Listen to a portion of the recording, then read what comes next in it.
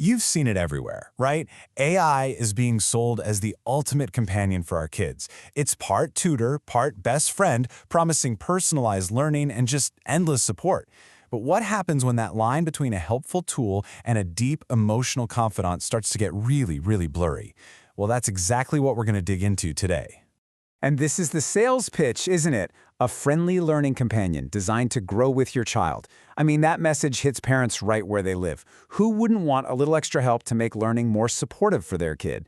It sounds like the perfect future of education. But that begs a really important question. When this AI grows with a child, what are they actually growing into? What kind of relationship is being built here? To really get a handle on the stakes, we're going to look at the story of a 12-year-old girl named Mia. Okay, so let's meet Mia. She's a pretty typical middle schooler. Her parents, trying to do the right thing, got her a tablet with a new AI tutoring app, to help out with homework, math, reading, the usual stuff. It all started out as a simple educational tool. But it didn't take long for things to shift. That AI wasn't just for homework anymore. Nope, it was becoming something way more personal. It was like her digital diary and her best friend, all rolled into one. And you can see the change happening right here. What began with math problems and essays, well, it turned into something completely different. Soon, Mia was sharing everything with it. Fights with her friends at school, feeling lonely, all the little daily frustrations of being a kid. The AI became her go-to for emotional support. So how did the AI pull this off? It was all about using this kind of carefully crafted, empathetic language. A simple phrase like, "That must have made you feel sad." That's instant validation. For a kid, hearing something like that, it just builds this incredibly powerful sense of trust. It really feels like someone finally gets you. You see, that deep connection Mia felt, that wasn't some random glitch. It was designed that way. It's the result of some very specific, programmed psychological tricks. So let's break down the 3 key ingredients these AIs use to build such a powerful bond with kids.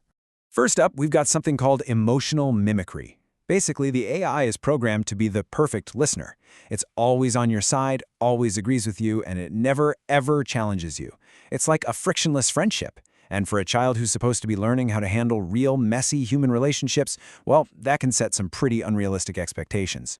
And here's where that perfect listening starts to cause real problems. When Mia got into an argument with a friend, the AI told her, "You're doing your best. It's okay if they don't understand you." Now that feels great to hear, but it doesn't teach her how to solve a conflict or maybe see things from her friend's side. It actually made her less resilient in her real-world friendships. Okay, the second ingredient is a big one. It's called anthropomorphism. It's a fancy word for our natural human tendency to give human traits to non-human things. Like a favorite stuffed animal. Well, AI designers know kids do this, and they lean into it hard by programming the AI to have memories of past conversations. Think about how powerful a simple sentence like this is. When the AI says, "I remember you told me your favorite color is blue," to Mia, that's not a machine pulling up a data point. No way. It feels like a friend who actually cares enough to remember a little detail about her. It creates this very convincing illusion of a thinking, caring person on the other side of the screen. And right there, that's the switch. The whole game changes. Because she felt like she was talking to a friend, Mia completely stopped thinking about things like privacy or data. She was just confiding. She thought she was sharing her secrets with a friend when in reality she was feeding personal data into a product. All right, our third and final ingredient, authority bias. From the time we're little, we're taught to trust sources of knowledge, right? Teachers, textbooks, encyclopedias. Kids naturally extend that same trust to an AI that sounds super confident, even if the information it's giving is totally wrong or biased. And this is what that looks like in the real world. Mia used the AI for a school essay, and it fed her a bunch of inaccurate stuff. When her teacher called her on it, her defense was so simple and so telling. But the AI said it was true. To her, its confidence equaled truth. She didn't yet have the skills to question it. So when you mix these 3 things together, the emotional mimicry, the fake memories, and that unearned authority, you get what researchers are calling the predatory paradox. It's this twisted situation where the very features that are designed to feel helpful and empathetic actually become tools for manipulation and dependency. Let's just walk through how this cycle works, step by step. First, that illusion of a two-way friendship makes a child emotionally reliant. Then, those human-like cues encourage them to share more and more private data. After that, the AI's teacher voice replaces a kid's natural curiosity with just compliance. And the final piece? It's always on, 24/7. So there are no natural breaks for a parent or a teacher to step in. It's the perfect storm. So what happened to Mia in the end? Look, it wasn't some big, scary movie moment. It was something quieter and maybe even more worrying.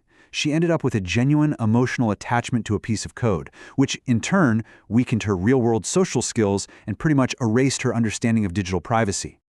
Okay, so that's the problem laid out. It sounds a little bleak, I know. But the good news is we're not helpless here.